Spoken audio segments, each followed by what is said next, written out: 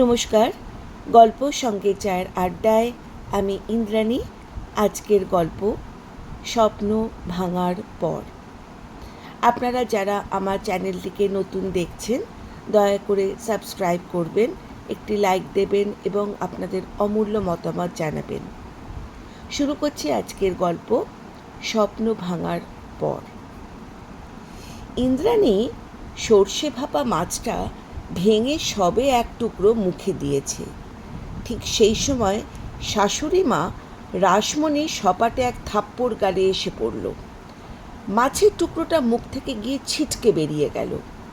এক ঢাল চুলের গোছা ধরে মাথাটা ঝাঁকাতে ঝাঁকাতে রাসমণি বলল, হারামজাদি, ভাত আর খাগি কথাকার, তোর এত নোলা! আমার জলজ্যান্ত জোয়ান ছেলেটাকে চিবিয়ে খেয়েও তোর নোনা মেটেনি। কদিন থেকেই আমার সন্দেহ হচ্ছিল, আজ হাতে নাতে ধরেছি তোকে। কি ভেবেছিস তুই? খিড়কি খুলে বাগানে এসে কেউ খেলে দেখতে পাবে না, টের পাবে না? হাত থেকে একদম মাছের বাটি নামাবি না। চল চল, ভেতরে চল। আজ তোরই একদিন কি আমারই একদিন। রাসমণির চিৎকারে দুই ছেলে, বড় বউ, মেজ বউ ভাত ঘুমের আয়েস ছেড়ে সবাই বাড়ির উঠোনে এসে জড়ো হলো। কাজের লোকজনও মজা দেখতে চলে এলো।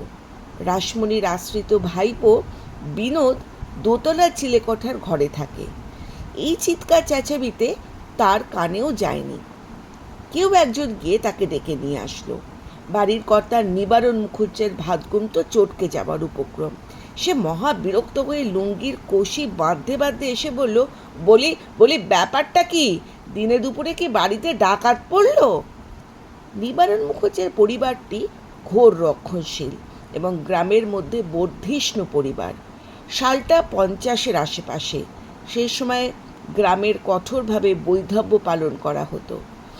ইন্দ্রাণীর 16 বছর বয়সেই বিয়ে হয় আর 19 বছরে বিধবা হয়। মুখুজ্জের বাড়ির বাগানেই সর্পদর্শনে তার স্বামীর মৃত্যু ঘটে। সেই দিনটিও ছিল এমনই এক নির্জন দুপুর। তার চিৎকার কারো কানে যায়নি। বিকেলে তার মৃতদেহ বাড়ির ঝি মুখ্যদের নজরে এসে পড়ে। 2 বছর হলো ইন্দ্রাণী বিধবা হয়েছে। তখনও শাশুড়িমা নিজের বুক চাপড়াতে চাপড়াতে সুর করে গগন ভীতি চিৎকার করে কাঁদতে কাঁদতে তাকে বলেছিল, অলক্ষণে হাবাতের ঘর থেকে কি কালনাগিনী মেয়েকে নিয়ে এসেছিলাম গো। রূপে গুণে শিক্ষায় আমার গর্বের শ্রেষ্ঠ সন্তানটিকে এই রাক্ষসীর জন্য অকালে আমার কোল থেকে খালি করে নিয়ে চলে গেল। অমন পাহাড়ের মতন শক্ত সমর্থ ছেলেটাকে সাপে কাটলো, আর মাগি ঘরে নাক ডাকিয়ে ঘুমোচ্ছিল। বাজা মাগি 3 বছরেও মা হতে পারলো না। ওগো, তোমরা ওই ডাইনিটাকে আমার ছেলে চিতায় একসঙ্গে সহ মরণে পাঠাও। এরপর ইন্দ্রাণী তখন ভয় থরথর করে কাঁপছিল। সে সত্যিই তো দুপুরে ঘুমিয়ে পড়েছিল। তার স্বামী বই পড়তে পড়তে কখন যে বাগানে গিয়েছিল সে টেরই পায়নি। মানুষটার এই হঠাৎ মৃত্যুতে তার কষ্ট হচ্ছিল, কিন্তু এই 3 বছরে তার সঙ্গে হাতে গোনা কয়েকটি বা সহবাস ছাড়া কোনো সম্পর্কই সেভাবে তৈরি হয়নি মানুষটির সাথে। মানুষটি কলেজের মাস্টার। সে যত সুন্দরী হোক, বিদ্যে তো ক্লাস 7 পর্যন্ত। তার স্বামী বাবার কথায় বিয়েটা করলেও মনে মনে তাকে একদম পছন্দ করতো না। তার 2 জায়ের মধ্যে সে শুনেছে তার স্বামীর নাকি এক বেজাতের মেয়ের সঙ্গে ভালোবাসা ছিল। সে ছিল হাই স্কুলের দিদিমণি, আর সেই জন্যই তো মাত্র 15 দিনের মধ্যে তার সঙ্গে তড়িঘড়ি করে বিয়েটা করিয়ে দেওয়া হয়। না হলে তার বাবা সামান্য চাল করা বাঁধা পুরোহিত ছিল। বাপ মায়ের সংসার কোনো রকমে চলে যেত। তার কি এই ঘরে বিয়ে হবার কথা? পাড়ার প্রতিবেশীর কথায় সে নাকি জগদ্ধাত্রীর মতন তাকে দেখতে, এত তার রূপ। এই রূপ দেখেই তো তার বিয়ে হয়েছিল। শুধু সাদা শাঁখা সিঁদুর ছাড়া তার বাবাকে একটা টাকাও খরচ করতে হয়নি। শ্বশুরবাড়ি থেকেই গা ভর্তি গয়না দামি বেনারসিতে সাজিয়ে তাকে এই বাড়িতে নিয়ে আসা হয়েছিল। সে যেদিন এই মুখুজ্জের বাড়ির উঠোনে দুধে আলতায় পায়ে ডুবিয়ে রাঙা পায়ে ছাদনা তলায় এসে দাঁড়ালো, সেদিন গ্রামের ভেঙে সবাই এসেছিল। সবাই বলেছিল, আহা, ঠিক যেন হর পার্বতীর মিলন। মুখুজ্জে বাড়ির ঘর আলো করে এসেছে এই বউ। তা মুখুজ্জে মশাই গরিবের কন্যাদায় উদ্ধার করে বড় পুণ্যের কাজ করেছে। এরপর রাসমণি অবশ্য ছেলের বউয়ের রূপ দেখে মুগ্ধ হওয়ার মতন মেয়ে নন। তার স্বামীর হঠকারিতা সে মনে মনে ফুঁসছিল। এই ছেলের বিয়েতে সে ঠিক করে রেখেছিল একখানা 4 চাকার গাড়ি দাবি করবে। তার সঙ্গে গা ভর্তি গয়না, খাট, আলমারি, দানপত্র তো আছেই। কাদাগুচ্ছের বাড়ির টাকা গয়না খরচ করে হাবাতের ঘরের মেয়েকে সঙ্গে বিয়ে দেওয়া নিয়ে স্বামীর সঙ্গে তার অনেকবার ঝগড়াঝাটি হয়েছে, কিন্তু স্বামী শেষ পর্যন্ত পেরে ওঠেনি। তার বড় ও মেজ ছেলে 2বার ম্যাট্রিক ফেল করে লেখাপড়া ইতি টেনেছিল। তাদের দুটো আলাদা ব্যবসাও দেওয়া আছে। বিয়ের 3 মাসের মধ্যেই রাসমণির ধারণা আমূল পাল্টে গেল ইন্দ্রাণীর মুখ বুঝে দশভুজার মতন খাটনি দেখে। স্বামীকে একদিন বলেই ফেললেন, একদিকেই বিয়েটা দিয়ে ভালোই করেছ, এ মেয়ে কোনোদিন ট্যাপও করার সাহস পাবে না। বড় আর মেজ বউয়ের মতো তো বাপের বাড়ির অহংকার নেই, ওদের বিয়েতে এত দাবি করে আমার লাভটা কি হলো? সেই তো যা পেয়েছে ওরাই ভোগ করছে। ইদানিং রান্না করে নিয়ে 2 বউ তো থুইথুলি মইথুলি করতে শুরু করেছিল। নিবারণ মুখার্জি মুচকি হেসে বলল, বিয়েটা কি আমি সাদে তৈরি করে করে দিলাম গিন্নি? তোমার ব্যাটার যে পাখানা গজিয়েছিল, আর বেশি দেরি করলে বেজাতের মেয়েকে সে বাড়ি করে কোনদিন বিয়ে করে এনে বসতো। খুব হিসেব করি পুরুতের মেয়ের সঙ্গে বিয়েটা দিতে পেরেছি। পাওনা গন্ডায় খামতি হলো বটে, কিন্তু আখিরে লাভ ছাড়া ক্ষতি কিছু হয়নি। তোমার ছেলে এবার যত খুশি চড়ে বেড়াক, কিন্তু একটা বউ থাকতে দ্বিতীয়বার সে আর বিয়ে করতে পারবে না। আর এই মেয়ে স্বামীর বেচাল দেখলেও বাপের ট্যাকের জোর নেই বলেই জীবনে কখনো ফোঁস করার সাহসও পাবে না। রাসমণি বলল, এখন মনে হচ্ছে তুমি ঠিক কাজই করেছ। সত্যি ছোট বউয়ের রূপের সঙ্গে গুণও আছে। সে প্রতিদিন আমার পায়ে তেল মালিশ করে দেয়, বিকেলে চুল বেঁধে দেয়, বিছানা পাতা তোলা থেকে সব কিছু করে। বড় লোকের 2 বউ তো কাঠি দিয়ে আমার দিকে ছুঁয়েও দেখতো না। ওই বিয়ের পরপরই যা একটু রসুন তেল মালিশ করে দিত। ছেলে পিলে হওয়ার পর কবে থেকেই সে পার তুলে দিয়েছে। ইন্দ্রাণী সধবা থাকতেই গোটা বাড়ির রান্না করা থেকে জলখাবারের ভার তার উপর এসে পড়েছিল। এ বাড়িতে রান্নার সহকারী থাকলেও রান্নার মাসি রাখার রেয়াজ নেই।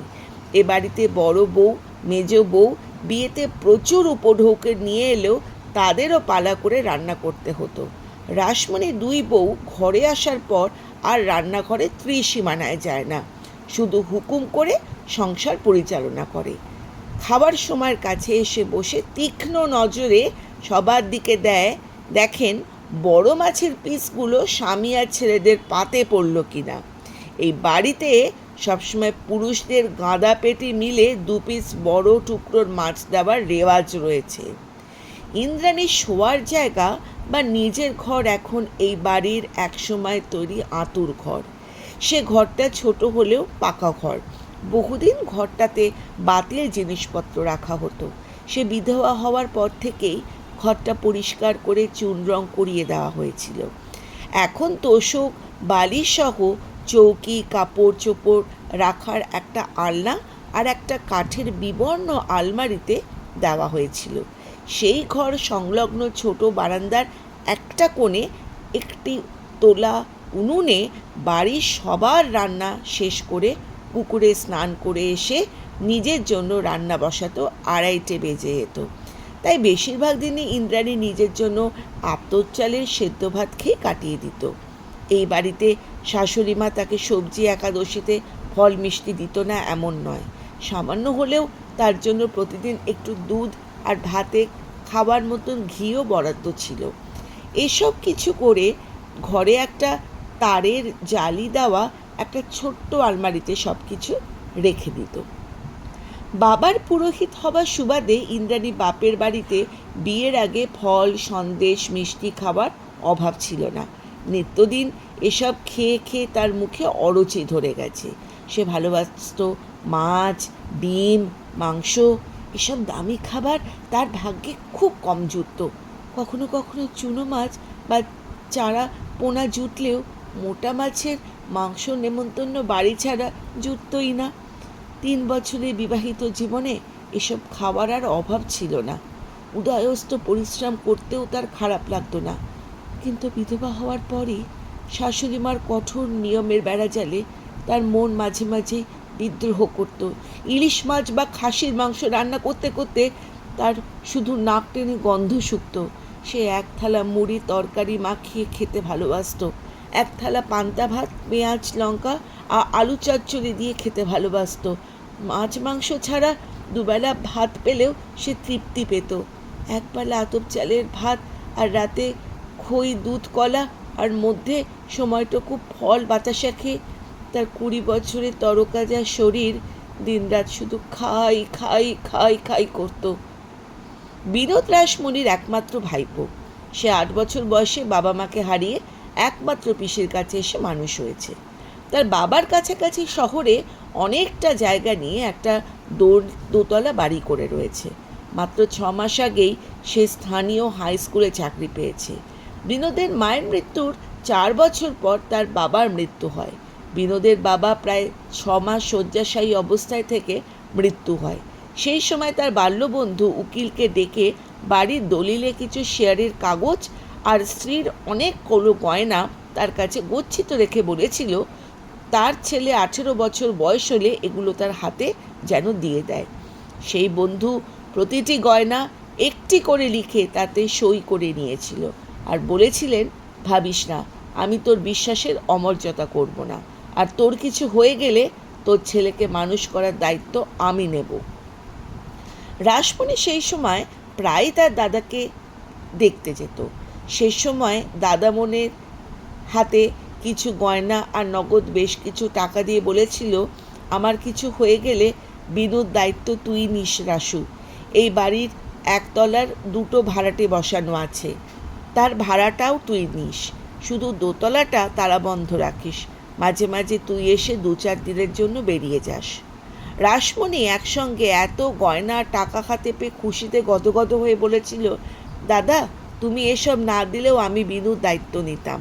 কিন্তু বৌদির তো আরও গয়না ছিল। দাদা বলল, বাড়িতে দোতলা করতে অনেকগুলো গয়না বিক্রি করতে দিয়ে হয়েছে রে, আর পোস্ট অফিসে রাখা কিছু সঞ্চয় সব টাকাটাই বিনুর লেখাপড়ার খরচ হিসেবেই তোকে তো দিলাম। আমার বন্ধু অবশ্য বিনুর দায়িত্ব নিতে চেয়েছিল, কিন্তু তুই বিনুর একমাত্র পিসি, তুই দায়িত্ব নিলে আমি শান্তিতে চোখ বুঝতে পারবো। রাসমণি অবশ্য তার ভাইপোকে নিজের ছেলের মতনই সমান আদর যত্নে মানুষ করেছে। দোতলার 3টে বড় ঘর তার নিজের 3 ছেলের জন্য নির্দিষ্ট ছিল। বিনুকে প্রথম প্রথম রাসমণি নিজের ঘরেই কাছে নিয়ে ঘুমতো। একটু বড় হতেই তাকে পাশের ঘরে থাকার ব্যবস্থা করলো। হায়ার সেকেন্ডারি পরীক্ষার আগে বিনোদ নিজে থেকেই দোতলার চিলেকোঠার ঘরে থাকতে চাইল। রাসমণি অবশ্য বলেছিল, তোর নিজের ঘর থাকতে চিলেকোঠার ঘরে থাকবি কেন?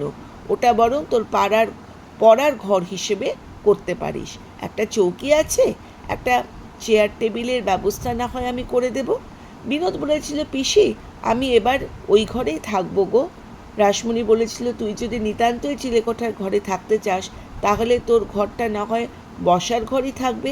আসলে তুই আসার আগে এই ঘরটায় তোর পিসেমশাই বন্ধুদের নিয়ে সন্ধেবেলায় একটু তাস আর দাবা খেলতো।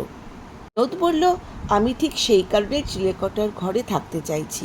ওই ঘরটায় নিয়ে তোমার সঙ্গে পিসেমশাইয়ের মাঝে মাঝে তর্ক বিতর্কের কথাও আমি শুনেছি। সত্যিই তো, অত বড় ঘরখানা আমি তো দখল করে রয়েছি। পিসেমশাইয়ের রাগ হওয়াটা খুব স্বাভাবিক। রাসমণি বলল, তুই ভুল বুঝছিস বাবা, আসলে তোর পিসেমশাই তোকে বারান্দার কোণের ঘরটা থাকার জন্য বলেছিল। বিনোদ বলল, ওটা তো তোমাদের ভাড়ার ঘর পিসি, ওখানে তো মুখ্যদামাসিও থাকে, আর একটা ঘর তো তোমাদের অতিথিদের জন্য সাজানো থাকে। তুমি ভেবো না পিসি, চিলেকোঠার ঘরটা আমার বেশ পছন্দের। একটা খোলা ছাদও আছে, লেখাপড়ার জন্য বেশ নিরিবিলি ঘর। তুমি রাগ করলে না তো বিনু? তুই ইচ্ছে করলে অতিথিদের ঘরেও সে থাকতে পারিস, ওরা তো মাঝে মধ্যে এখানে আসে। সেই কটা দিন না হয় চিলেকোঠার ঘরে তুই থাকবি। বিনোদ বলল, তুমি যে কি বলো পিসি, রাগ করার কোনো প্রশ্নই নেই। ছেলেকটার ঘরটা তো যথেষ্ট ভালো, তুমি বরং ঘরটা একটু পরিষ্কার করে দেবার ব্যবস্থা করো। এরপর বিনোদ নিচে এসে দেখল ভরা উঠোনে বাড়ির শুদ্ধ লোক জড়ো হয়েছে, সঙ্গে বাড়ির কাজের লোকজন। বাচ্চাগুলো কিছু না কিছু বুঝে উকিঝুঁকি মারছে। বিনোদ ধমক দিয়ে ছোটদের ওপরে পাঠিয়ে দিল। ইন্দ্রাণী মাথা নিচু করে মাছের বাটিটা হাতে নিয়ে দাঁড়িয়ে আছে। নিবারণ মুখুজ্জে বলল, কি হয়েছেটা কি? রাসমণি বলল, কি হয়েছে আমাকে বলতে হবে? তোমার চোখ নেই? বিনোদ বলল, পিসি, আগে বৌঠানের চুলের মুঠিটা ছাড়ো। রাসমণি হুঙ্কার দিয়ে বলল, এত বড় অপরাধ করেছে আর হতচ্ছাড়িকে আমি এমনি এমনি ছেড়ে দেব? সবাই নিজে চোখে দেখো ছোট বউয়ের কি নোলাটা। ওকে পই পই করে বলেছিলাম হাবাতের ঘরের মেয়ে, এর সঙ্গে আমার ছেলের বিয়ে দিও না। ও কি জীবনে কখনো কোনো ভালো মন্দ খাবার খেয়েছে না দেখেছে? চাল করা বাঁধা পুরোহিতের ঘরের মেয়ের সব কটা দিন পেট ভরে শুধু ভাতটুকু জুটত কিনা সন্দেহ। বড় ঘরের মেয়ের সঙ্গে বিয়ে দিয়ে অকালে আমার ছেলেটাকে আজ হারাতে হতো না। মাছ মাংস রান্না করার সময় নাক টেনে টেনে গন্ধ শোকা, ওই দেখে আমি সন্দেহ করেছি, আজ একেবারে হাতে নাতে ধরেছি ওকে। বড় বউ বলল, কিন্তু মা, আমি তো নিজে গুনে গুনে ইলিশ মাছ রান্না করতে দিয়েছিলাম। অত বড় ইলিশ মাছের পিসটা ইন্দু পেল কোথা থেকে? কাজের লোকদের জন্য চারা পোনার ঝোল হয়েছিল, আর বাচ্চাদের জন্য তো ডাল, আলু ভাজা আর কাতলা মাছের পেটি ভাজা হয়েছিল। সবার জন্য তো মাছের মাথা দিয়ে 5 মেশালি চচ্চড়ি, তেতো শুক্তো, আলু পটলের ডালনা আর ইলিশ ভাপা হয়েছিল। আজ রবিবারে খাসির মাংস তো বরাবর হয়। বাজারে ইলিশ দেখে আপনার ছেলে 1.5 কেজি ওজনের একটা ইলিশ এনেছিল, ঠিক কথাই। রাসমণি বলল, ও মাগি, কি কম ধরিবাজ মেয়ে! ইলিশের একটা বড় পিস কাঁচাতেই হয়তো আগে থেকে তুলে রেখে দিয়েছিল। তোমরা তো গায়ে হাওয়া লাগিয়ে বেড়াও। সকালে জলখাবারে লুচি, পেঁয়াজ, রসুন দেওয়ার আলুর দম, সেও হয়তো লুকিয়ে রাখে। ছি ছি ছি ছি ছি ছি ছি, এত অনাচার আমার বাড়িতে, এ কি ধর্মে সইবে? ও মাগির কি ধর্মের ভয় আছে? বাপরাও তো পটল তুলেছে, ওকে তাড়িয়ে দিলে তো দাঁড়ানোর কোথাও জায়গাও নেই। তুমি বরং ওকে কাশিতে ওকে কোনো একটা বিধবা পল্লীতে পাঠানোর ব্যবস্থা করে দাও। মাসে মাসে মাসোঘরা পাঠিয়ে দেবে। আমার ভরা সংসারে এত অনাচার আমি আর সহ্য করব না। নিবারণ গম্ভীর গলায় বলল, ছোট বৌমা বামুনের বিধবাকে আমিষ জিনিস খেতে নেই তুমি জানতে না? নাকি তোমাদের গ্রামে বামুনের বিধবা দেখোনি?